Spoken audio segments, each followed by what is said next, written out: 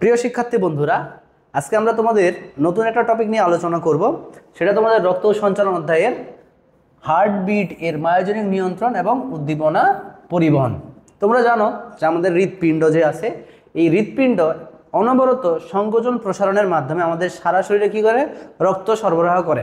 এখন যে এই যে হৃৎপিণ্ডের মধ্যে সংকোচন এবং কি প্রসারণ হচ্ছে, এই সংকোচন প্রসারণটা কিন্তু আমার মস্তিষ্ক বা আমার অন্য কোনো অংশ দ্বারা নিয়ন্ত্রিত না। আমি যদি বলি ওই হার্ট থাম, হার্ট তো আর থামবে না। হার্ট কি হচ্ছে, কি সংকোচন প্রসারণ হতে আছে, অর্থাৎ হার্টবিট করতেই আছে। এখন তোমার যদি হার্টবিট অফ হয়ে যায় তাহলে তুমি কি হয়ে যাবা, শেষ, তুমি ধ্বংস, অর্থাৎ তুমি রেস্ট ইন পিস হয়ে যাবা। ঠিক আছে, এখন কথা হচ্ছে যে এই যে হার্টবিটের যে নিয়ন্ত্রণটা আছে সেটা কিন্তু সে নিজে নিজেই নিয়ন্ত্রিত হয়। ঠিক আছে, হার্টবিট নিজে নিজে নিয়ন্ত্রিত হয়। এখন হার্টবিটের এই স্বনিয়ন্ত্রণটাকেই বলতেছি আমরা কি, মায়োজেনিক নিয়ন্ত্রণ। এবং হৃৎপিণ্ডের কোথায় আমরা আগে যখন পড়ছিলাম কার্ডিয়াক চক্র, যে অ্যাট্রিয়ামে সংকোচন হলে ভেন্ট্রিকুলে তখন ডায়াস্টল ঘটে, আবার অ্যাট্রিয়ামে হচ্ছে ডায়াস্টল ঘটলে ভেন্ট্রিকুলে তখন কী ঘটে, সিস্টল ঘটে। কেন এরকম হচ্ছে সেগুলো আমরা এই জায়গা থেকে বুঝতে পারবো। তাহলে দেখো, প্রথমে আমরা একটা জিনিস মাথায় রাখি যে হৃৎপিণ্ডের যে কথা বললাম, আমরা হৃৎপিণ্ডের একটা ছবি আঁকে ফেলি মায়োজেনিক রেগুলেশন পড়ার জন্য। ঠিক আছে, তাহলে এখন প্রথম কথাটা হচ্ছে কি, মায়োজেনিক রেগুলেশন বলতে কি বোঝাচ্ছে, হার্ট কি, মায়োজেনিক নিয়ন্ত্রণ অথবা মায়োজেনিক রেগুলেশন যে জিনিসটা আসতেছে। ঠিক আছে, প্রথম কথা হচ্ছে যে এই জিনিসটা বুঝতে হবে, মায়োজেনিক শব্দটা থেকে স্বনিয়ন্ত্রিত, অর্থাৎ স্বনিয়ন্ত্রিত, অর্থাৎ হৃৎপিণ্ড বাহ্যিক কোনো উদ্দীপনা দ্বারা তার হার্টবিট নিয়ন্ত্রিত হয় না, সেটা নিজে নিজেই নিয়ন্ত্রিত হয়। কেন নিয়ন্ত্রিত হয় সেটা আমরা পরে আসতেছি, যার আগে বুঝে নেই মায়োজেনিক রেগুলেশন কাকে বলা হয়। তাহলে বলো, বাহ্যিক কোনো উদ্দীপনা ছাড়াই হৃৎপিণ্ডের ক্রিয়া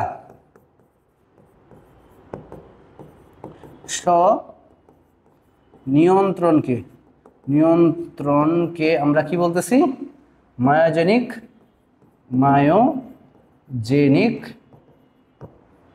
নিয়ন্ত্রণ বা রেগুলেশন, অর্থাৎ দেখো এখানে একটা কাহিনী বলা হচ্ছে যে যদি আমি একজন মানুষের শরীর থেকে তার হৃৎপিণ্ডকে বের করে আনি, জীবিত অবস্থায় তার শরীর থেকে আমি হৃৎপিণ্ডকে বের করে আনলাম, যে অক্সিজেন সমৃদ্ধ লবণের দ্রবণে যদি আমি 37°C তাপমাত্রায় রাখতে পারি, হৃৎপিণ্ড দেখবা আরও কিছু সময়ে কি করতেছে, পাম্প করতেছে। এই যে দেখো, আমার শরীর থেকে বের করে আনছি, এমন একটা দ্রবণ বানাইছি যেখানে হচ্ছে অক্সিজেন থাকবে, এখানে কিছু লবণ থাকবে, এবং ওই জায়গায় তাপমাত্রা রাখতে হবে কত, 37°C। এই অক্সিজেন সমৃদ্ধ লবণের দ্রবণে যদি 37°C তাপমাত্রা আমরা হৃৎপিণ্ডকে ডুবাই রাখি, দেখবা হৃৎপিণ্ড তখনও কি করতেছে, পাম্প করতেছে। অর্থাৎ দেখো এখানে কোনো স্নায়ুকোষের কি নাই, প্রভাব নাই, এখানে হরমোনের কোনো প্রভাব নাই, এখানে এনজাইমের কোনো প্রভাব নাই। এই যে বাহ্যিক উদ্দীপনা ছাড়াই হৃৎপিণ্ডের ক্রিয়া স্বয়ংক্রিয়ভাবে নিয়ন্ত্রণকেই বলতেছে আমরা কি, মায়োজেনিক রেগুলেশন বা নিয়ন্ত্রণ। তো লেখা আছে, বাইরের কোনো উদ্দীপনা ছাড়াই হৃৎপিণ্ডের ক্রিয়া স্বয়ংক্রিয়ভাবে নিয়ন্ত্রিত হওয়ার এ ধরনের নিয়ন্ত্রণকে বলা হচ্ছে কি, মায়োজেনিক নিয়ন্ত্রণ। এই যে দেখো লেখা আছে যে অর্থাৎ হরমোন, স্নায়ুতন্ত্র কিংবা অন্য কোনো উদ্দীপনা ছাড়াই নিজ থেকে হৃদস্পন্দন তৈরি হয়। কোনো স্তন্যপায়ী প্রাণীদের হৃৎপিণ্ড তার দেহ থেকে বিচ্ছিন্ন করে অক্সিজেন সমৃদ্ধ লবণের দ্রবণে আমরা 37°C তাপমাত্রায় রেখে দেই, তাতে দেখবা বাইরের উদ্দীপনা ছাড়াই কিছু সময় হার্টবিট চলতে থাকে। আর এই হার্টবিট চলার মেইন কারণ হচ্ছে আমাদের হৃৎপিণ্ডে এক বিশেষ ধরনের পেশিতন্তু আছে, যাদেরকে একসাথে আমরা বলি কি, সংযোগী টিস্যু বা জাংশনাল টিস্যু। ঠিক আছে, তাদেরকে কি বলা হচ্ছে, জাংশনাল টিস্যু। এখন দেখো জাংশনাল টিস্যু হচ্ছে 4 প্রকার। কি বললাম, সংযোগী অথবা জাংশনাল।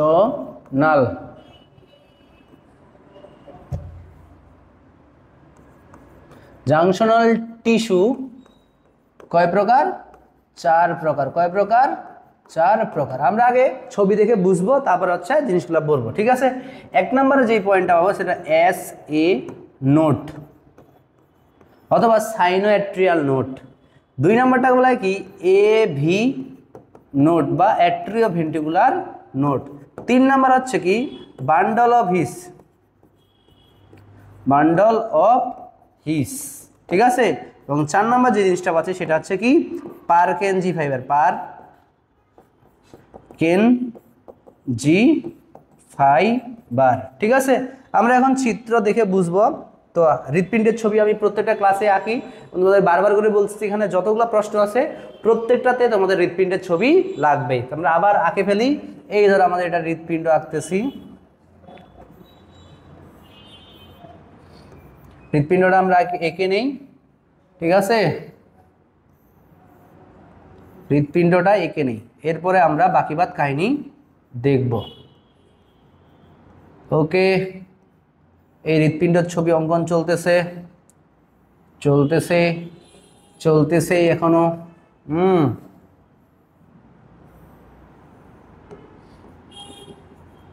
এই হৃৎপিণ্ডের ছবি আমরা অঙ্কন করে ফেললাম। ওকে, এখন দেখো আমাদের এইদিকে আছে, এগুলো একটু দিয়ে দিতে পারো সম্পূর্ণ করে। এই হলো আমাদের পালমোনারি ধমনী, এগুলো আমরা লেবেলিং করা আগেই শিখে ফেলছি, ঠিক আছে। এখন জাস্ট আমরা খালি দেখাবো এই যে 4টা নোট কোথায় আছে। তো দেখো প্রথমে আছে এসএ নোট বা সাইনো অ্যাট্রিয়াল নোট। সাইনো অ্যাট্রিয়াল নোট বা এসএ নোটটা কোথায় পাওয়া যায় মনে রাখবা, এই যে হৃৎপিণ্ডের যে স্থানটাতে সুপিরিয়র ভেনা কাভা উন্মুক্ত হয়েছে তার ডান পাশে এই জায়গাটাতে একটা কতগুলো কি থাকে পেশি মিলিত হয়ে একটা অংশ গঠন করে, যাকে বলা হচ্ছে কি এসএ নোট। এটাকে বলতেছি আমরা কি এসএ নোট। কোথায় পাওয়া যায় আবার বলতেছি, যেখানে আমাদের সুপিরিয়র ভেনা কাভা ডান এট্রিয়ামের যে স্থানে উন্মুক্ত হয় তার সাইডে ডান দিকে এটা অবস্থান করে। ওকে, এসএ নোট। এসএ নোটের পরে আসি আমরা এভি নোট। এভি নোটটা কোথায় পাওয়া যায়? এভি নোটটা পাওয়া যাবে অ্যাট্রিওভেন্ট্রিকুলারের সংযোগ স্থলে, বিশেষ করে ট্রাইকাসপিড ভালভের পিছন দিকে। কোথায়? ট্রাইকাসিড ভালভের পিছন দিকে। এটাকে বলা হচ্ছে কি এভি নোট বা অ্যাট্রিওভেন্ট্রিকুলার নোট। এভাবে মনে রাখতে পারো, অ্যাট্রিয়াম এবং ভেন্ট্রিকুলের সংযোগ স্থলে এটা অবস্থান করে। এই যে দেখো অ্যাট্রিওভেন্ট্রিকুলার নোট থেকে আমাদের 2টা ব্রাঞ্চের সৃষ্টি হয়। আমাদের যে ইন্টারভেন্ট্রিকুলার সেপ্টাম আছে না, ইন্টারভেন্ট্রিকুলার সেপ্টাম অর্থাৎ 2টা ভেন্ট্রিকুলার মাঝখানে যে সেপ্টামটা আছে, পর্দাটা আছে, সেই পর্দাতে এভি নোট থেকে 2টা ব্রাঞ্চের সৃষ্টি হয়। এই ব্রাঞ্চগুলোকে বলা হয় bundle of His, bundle of His. মাথায় রাখবা যেটা ডান দিকে যায় তাহলে ডান রাইট বান্ডল অফ হিস, আর বাম দিকে যেটা আছে তাকে বলে কি লেফট বান্ডল অফ হিস, ঠিক আছে। মানে এই বান্ডল অফ হিসগুলো একদম আমাদের যখন হৃদ প্রাচীরে চলে যায় তখন এদিকে গিয়ে অসংখ্য ছোট ছোট শাখায় পরিণত হয়, অসংখ্য ছোট ছোট শাখায় বিভক্ত হয়ে যায়, যাদেরকে বলা হয় পারকেনজি ফাইবার, পারকেনজি ফাইবার। আগে অবস্থানগুলো বুঝবা, তারপর আমরা ব্যাখ্যা করলে তোমাদের জন্য অনেক ইজি হবে, ঠিক আছে। আমি কি বললাম, এসএ নোট কোথায় অবস্থান করে? আমাদের কোথায়? সুপিরিয়র ভেনা কাভা অ্যাট্রিয়ামের যে স্থানে উন্মুক্ত হয় তার পাশে। অ্যাট্রিওভেন্ট্রিকুলার নোট কোথায় থাকে? অ্যাট্রিয়াম এবং ভেন্ট্রিকুলার সংযোগ স্থলে, বিশেষ করে ট্রাইকাসিড ভালভের পিছন সাইডে।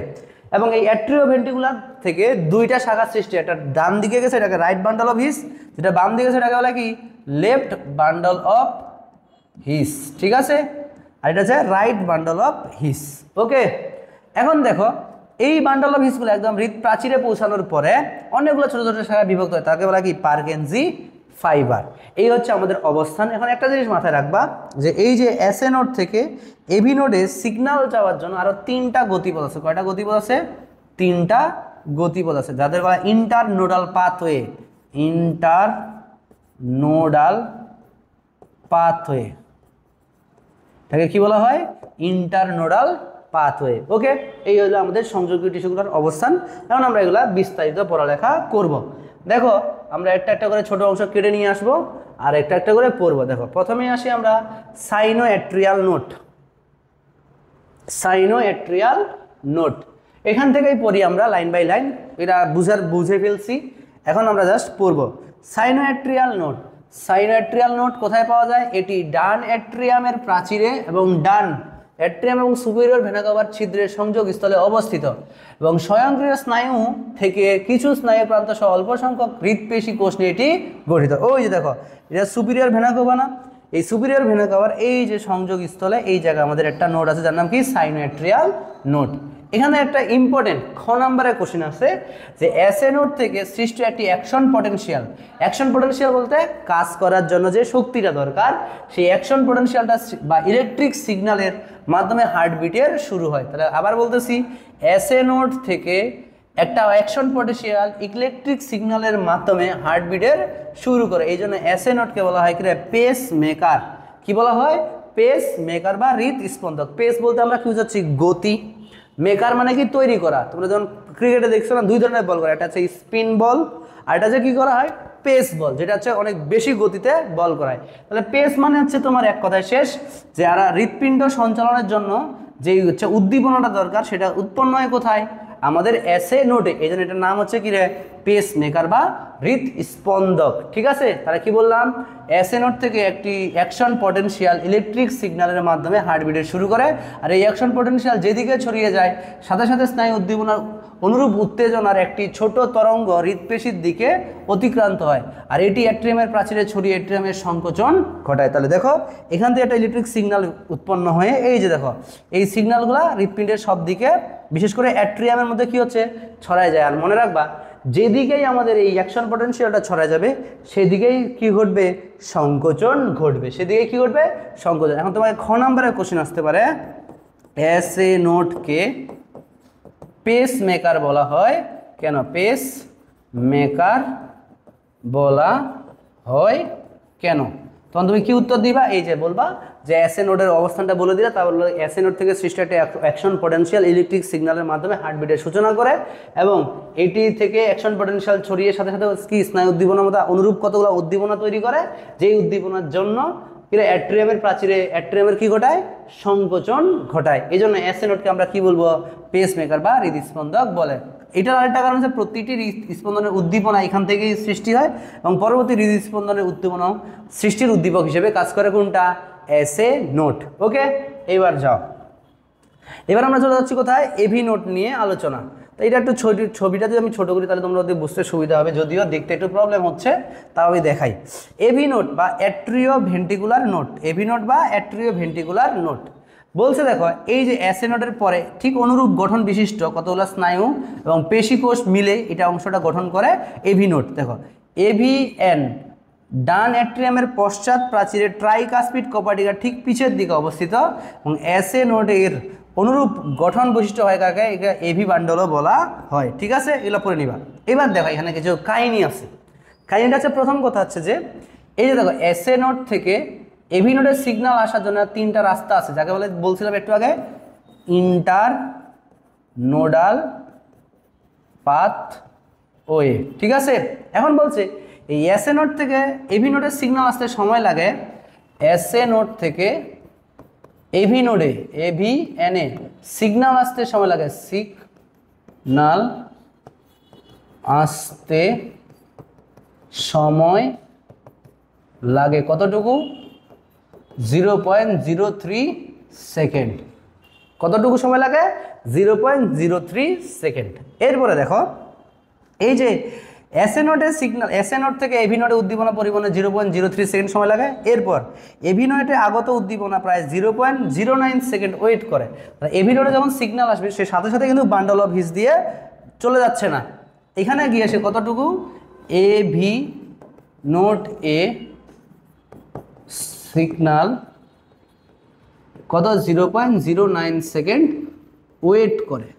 মানে এই ওয়েট করাটাকে বলা যায় এভি নোডাল ডিলে। কি বলা হয়?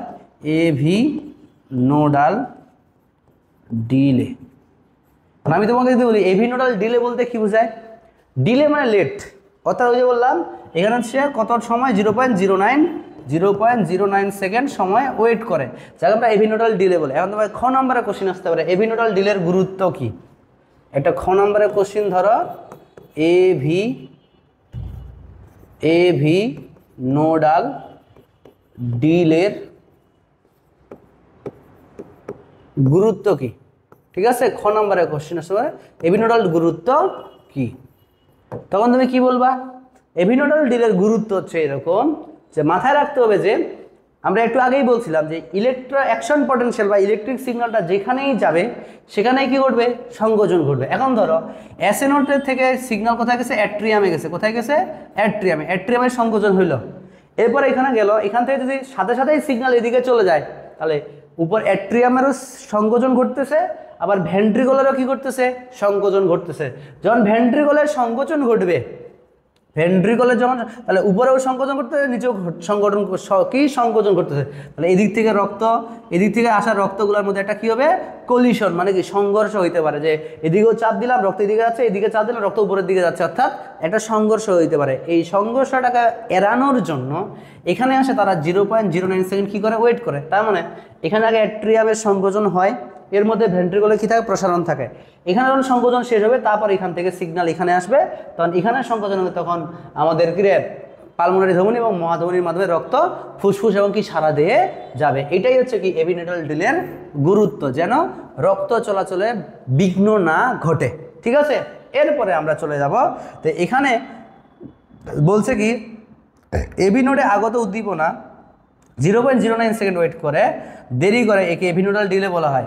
এরপর এভিনোডাল থেকে এভি বান্ডলে মাধ্যমে উদ্দীপনা ভেন্ট্রিকুলার পেশিতে পৌঁছাতে আরও সময় লাগে কত, অর্থাৎ এখান থেকে সিগন্যাল এই যে প্রাচীর পর্যন্ত আসতে সময় লাগে আরও কত, 0.04 সেকেন্ড। তাহলে বলো তো এখান থেকে একটা উদ্দীপনা উৎপন্ন হওয়ার পর একদম পুরা হৃৎপিণ্ডে ছড়াইতে সময়, মোট সময় কত লাগে, মোট সময় কত লাগতেছে, 0.03 second plus 0.09 second plus 0.04 second, দেখা যায় 0.16 সেকেন্ড। অর্থাৎ হৃৎপিণ্ডের সম্পূর্ণ হৃৎপিণ্ডের মধ্যে আমাদের ইলেকট্রিক পোটেনশিয়াল বা ইলেকট্রিক সিগন্যালটা বা অ্যাকশন পোটেনশিয়ালটা পরিবহনের জন্য মোট সময় লাগে কত, 0.16 সেকেন্ড।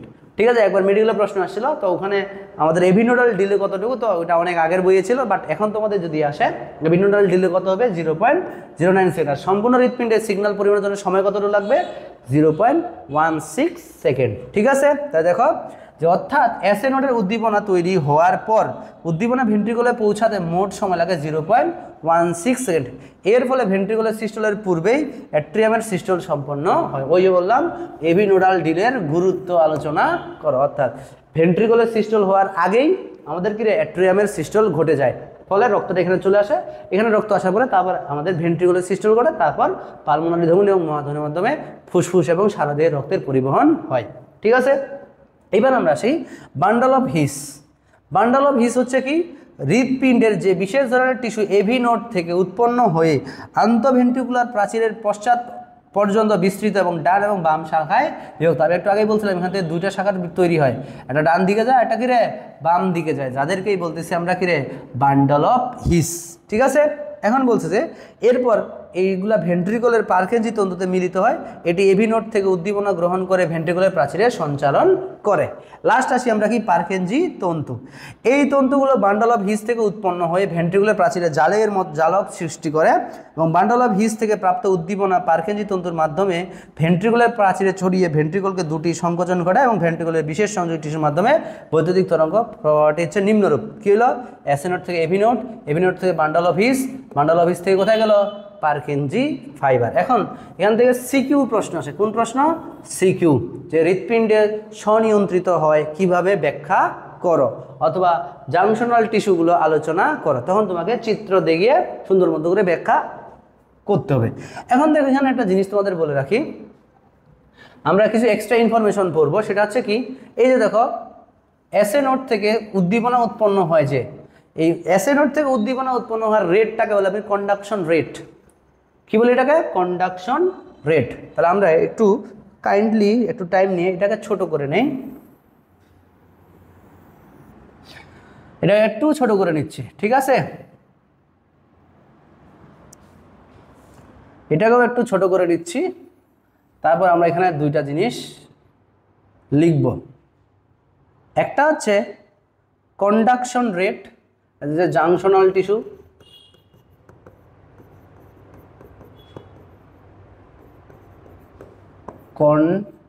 কন্ডাকশন রেট, এককটা হচ্ছে কি বিট পার মিনিট। ঠিক আছে, আর এটা conduction velocity, conduction velocity city, যেটা হচ্ছে আমাদের কোনকে মিটার পার সেকেন্ড এককে আমরা ইয়া করি। ঠিক আছে, এই হলো আমাদের কন্ডাকশন রেট বা হচ্ছে কন্ডাকশন ভেলোসিটি। এখন কন্ডাকশন রেট বলতে কি হচ্ছে, এই যে আমাদের এসএ নোট কি করে হৃদস্পন্দন তৈরি করে বা অ্যাকশন পটেনশিয়াল তৈরি করে, সে 1 মিনিটে কয়টা অ্যাকশন পটেনশিয়াল তৈরি করতে পারে সেটাকেই বলতেছি আমরা কি কন্ডাকশন রেট। এবং এখান থেকে এই পর্যন্ত সিগন্যালটা কোন স্পিডে যায়, কত স্পিডে যায়, সেই স্পিডটাকে কন্ডাকশন ভেলোসিটি। মনে রাখবা এসএ নোটের কন্ডাকশন রেট হচ্ছে 60 থেকে 100 বিট পার মিনিট, অর্থাৎ এসএ নোট 1 মিনিটে 60টা থেকে কয়টা 100টার মতো হৃদস্পন্দন বা অ্যাকশন পটেনশিয়াল বা ইলেকট্রিক সিগন্যাল তৈরি করতে পারে। এভি নোটের সেটা হচ্ছে কত 40 থেকে 60 beat per minute. Bundle of হিজের ক্ষেত্রে 25 থেকে 40 বিট পার মিনিট, আর পারকেনজি-ভাইয়ারের ক্ষেত্রে 20 থেকে 35 বা অনেক বই এরকম আছে 25 থেকে 40 বিট পার মিনিট। ওকে, এটা গেল হচ্ছে কতটুকু মানে হৃদস্পন্দন তৈরি করতে পারে।